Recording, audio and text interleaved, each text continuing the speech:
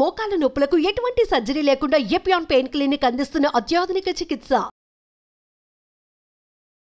అందరికీ నమస్కారం. నా పేరు మాధురి.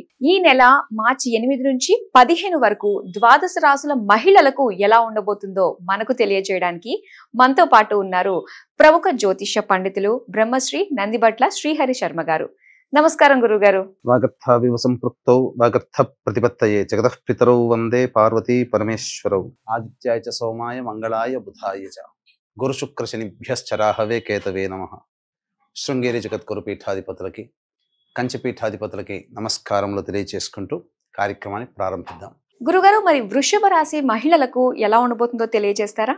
మార్చి 8వ తారీఖు నుంచి 15వ తారీఖు వరకు వృషభ రాశిలో జన్మించినటువంటి మహిళలకి ఏ విధంగా ఉండబోతుందో తెలుసుకుందాం. రాశిలోనే గురు సంచార ప్రభావము, దీని ప్రభావం వలన బాధ్యతలు అనేటువంటివి పెరుగుతాయి. ముఖ్యంగా మీ మాటకి విలువ ఉంటుంది, అందులో సందేహం లేదు. కుటుంబంలో ఇప్పటి వరకు మిమ్మల్ని చిన్న చూపు చూసిన వాళ్ళంతా కూడా గౌరవ మర్యాదలతో ఆనందంగా స్వీకరిస్తారు. అంతేకాకుండా ఇక్కడ ప్రధానంగా గమనించాల్సినటువంటి అంశం ఏంటంటే, మీ యొక్క శ్రమకి అలాగే మీ యొక్క పనితనానికి తగ్గట్టుగా గుర్తింపు లభించకపోవడం అనేటువంటిది కొంత మీకు విచారంగా ఉండేటువంటి సమయం. కాబట్టి కొన్ని జాగ్రత్తలు పాటించాలి. ఎందుకు విచారంగా ఉండాలి అని అన్నప్పుడు చూసినట్లయితే, ప్రధానంగా కుటుంబ స్థానంలో కుజుడు స్తంభించి ఉన్నటువంటి ఈ కారణం చేత జరిగేటువంటి నష్టం ఏంటంటే, తన కోపమే తన శత్రువు, తన శాంతమే తనకు రక్ష అన్నట్టుగా కొన్ని మీకు తెలియకుండానే ఆగ్రహావేశాలు పెళ్ళుబిగడం, తద్వారా కుటుంబ సభ్యులతో కొన్నిసార్లు వాగ్వివాదాలు చోటు చేసుకుంటాయి. కాబట్టి కోపాన్ని ప్రదర్శించే సమయంలో తగ్గి ఉండండి. తద్వారా ఏమవుతుంది, ఈ కుజ ప్రభావం మైన్యూట్ అవుతుంది. ఈ కుజుడు ఎప్పుడైతే మీకు బలహీనంగా మీకు మారిపోతాడో, అంటే బలవంతుడుగా ఉన్నాడు, అందుకనే మీకు తెలియకుండానే కోపం పెరుగుతుంది. ఎదుటి వాళ్ళతో మాట్లాడేటప్పుడు ఖరాఖండిగా చెప్తుంటారు. కాబట్టి మీ వాక్కుని ఈ 8వ తారీఖు నుంచి 15వ తారీఖు వరకు వాక్కుని అదుపులో ఉంచుకుంటే ఈ గురుడు మీకు యోగాన్ని కలగచేస్తాడు, అందులో సందేహం లేదు. ఇక దశమ స్థానంలో రవి శని యోగించేటువంటి సందర్భం. ఉద్యోగపరంగా నిరుద్యోగస్తులు ఎవరైతే ఉన్నారో వాళ్ళకి మంచి శుభ పరిణామం. ఇంతకుముందు చెప్పాను కదా, గురుతర బాధ్యతలు పెరుగుతాయని. హోమ్ మేకర్స్గా ఉన్న వాళ్ళైతే, గృహిణీలు అయితే వాళ్ళకి ఇంట్లో బాధ్యతలు పెరుగుతాయి. జాబ్ లేదా వ్యాపారము వృత్తులు చేసుకునే వాళ్ళు ఎవరైతే ఉంటారో వాళ్ళకి బాధ్యతలు పెరుగుతాయి. అనగా ప్రమోషన్స్ రావచ్చు, లేకపోతే అదనంగా మిమ్మల్ని చూస్తున్నాం, ఈ బాధ్యతలకి తోడుగా ఇంకొక పనులు చేయండి అని చెప్పి మీకు ఎక్స్ట్రా రెస్పాన్సిబిలిటీస్ అనేటివి రావచ్చు. ఇవన్నీ జరుగుతాయి, అందులో సందేహం లేదు. ఇక ప్రధానంగా విదేశీ విద్య, విదేశీ యానానికి సంబంధించి చేయ ప్రయత్నాలన్నీ కొలిక్కి వస్తాయి. కోరుకున్నటువంటి చోట మీకు విద్యార్థినులకి కోరుకున్నటువంటి చోట మీకు సీట్ లభించే అవకాశం గోచరమవుతుంది. H1B వీసా ఇట్లాంటి వాటికి ట్రై చేస్తుంటారు కదా, వాళ్ళకి అనుకూలంగా ఉండేటువంటి సమయంగా చెప్పవచ్చు. అయితే నిరుద్యోగస్తులు ఉద్యోగం అనేటువంటిది లభించి తీరుతుంది, అందులో సందేహం లేదు. ప్రమోషన్స్ కోసం ప్రయత్నం చేసేటువంటి వాళ్ళు బదిలీలతో కూడుకున్నటువంటి ప్రమోషన్స్ ఆశించవచ్చు. ప్రభుత్వపరమైనటువంటి లావాదేవీలు కానీ, ప్రభుత్వంలో పనిచేస్తున్నటువంటి ఉద్యోగినులు కానీ ఎవరైతే ఉంటారో వాళ్ళకి సంపూర్ణంగా అనుకూలంగా ఉండేటువంటి సమయంగా చెప్పబడి ఉంది. అయితే ఇక్కడ ప్రధానంగా గమనించాల్సినటువంటిది లాభస్థానంలో శుక్ర బుధ రాహువులు. ఇది సమస్త విధాలుగా అనుకూలంగా ఉండేటువంటి సమయము. నూతన వ్యాపారాలు ప్రారంభించాలనుకునేటువంటి వాళ్ళు చక్కచక్క పావులు కదుపుకోండి, అనుకూలంగా ఉంటుంది. ప్రణాళికలు ఏవైతే అనగా ప్లానింగ్ ఏదైతే చేసుకుంటారో అది ఇంప్లిమెంటేషన్ చేసే ప్రక్రియ మొదలు పెట్టండి, మీకు అనుకూలంగా ఉంటుంది. ఇక ప్రధానంగా ధనపరమైనటువంటి సమస్యలు ఏవైతే ఉంటాయో అవన్నీ కూడాను తీరుతాయి. గతంలో చేసినటువంటి రుణాలని తీర్చుకోగలిగేటువంటి శక్తి సామర్థ్యాలు మీకు కలుగుతాయి. ఊహించని విధంగా ధనపరంగా మీకు యోగాలు అనేటివి కలుగుతాయని చెప్పవచ్చు. ఇక ప్రధానంగా సమస్య ఎక్కడ వస్తుందయ్యా అనంటే, గృహంలో కాస్త ప్రశాంతత. ఈ కుజుడు స్తంభించి ఉండడంతో పాటుగా గృహస్థానములో సంపూర్ణ చంద్రగ్రహణం 14వ తారీఖు రోజున ఏర్పడుతున్నటువంటి కారణం చేత ఈ 14వ తారీఖు తర్వాత కొన్ని మార్పులు చేర్పులు కుటుంబంలో చోటు చేసుకుంటాయి.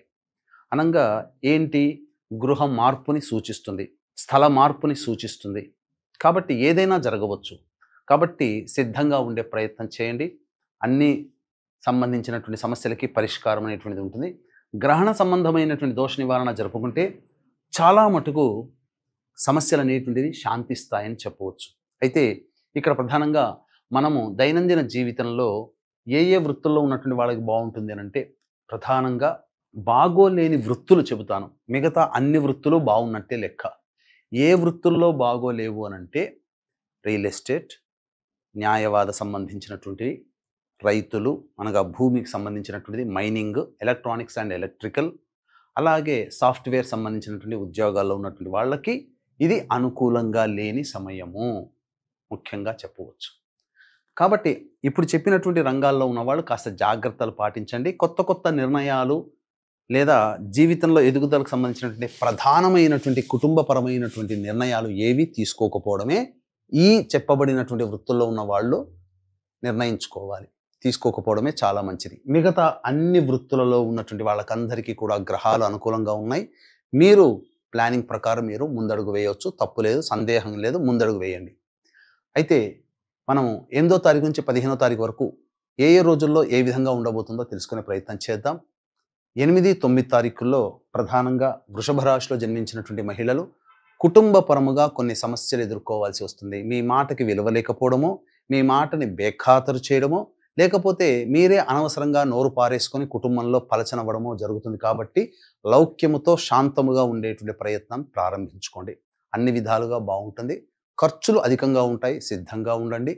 అలాగే మనస్సు పరిపరి విధాలుగా ఆందోళనగా ఉంటుంది, జాగ్రత్తలు పాటించండి.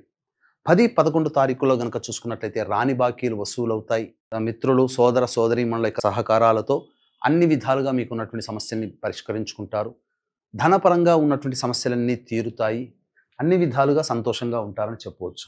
ఇక 12, 13, 14 తారీఖుల్లో కనుక చూసుకున్నట్లయితే వాహనాన్ని నడిపేటప్పుడు జాగ్రత్తలు పాటించండి. 14వ తారీఖు గ్రహణము, కొన్ని ఇబ్బందికర పరిస్థితులు. గృహంలో కీలకమైనటువంటి పరిణామాలు చోటు చేసుకుంటాయి. అలాగే విద్యా సంబంధమైనటువంటి విషయాల్లో కొంత ఆందోళన చెందుతారు. స్థిర చరాస్తులకి సంబంధించినటువంటి విషయాల్లో ఎటు నిర్ణయానికి రాలేకపోతుంటుంటారు. అలాగే వాహన మరమ్మతులకి, గృహ మరమ్మతులకి ఖర్చులు అధికంగా అవుతాయి. కాబట్టి సిద్ధంగా ఉండండి. 15వ తారీఖు రోజున మాత్రం మీ ఆరోగ్యం పట్ల శ్రద్ధ వహించాలి. ఏ పని చేయాలన్నా ఆనందంగా ఉండదు, బద్ధకం అనేటువంటిది పెరుగుతుంది. కొంత అనారోగ్య సూచనలు 15వ తారీఖు రోజున గోచరమవుతున్నాయని చెప్పవచ్చు. ఇక గమనించుకున్నట్లయితే 12, 13, 14 తారీఖులే కీలకం.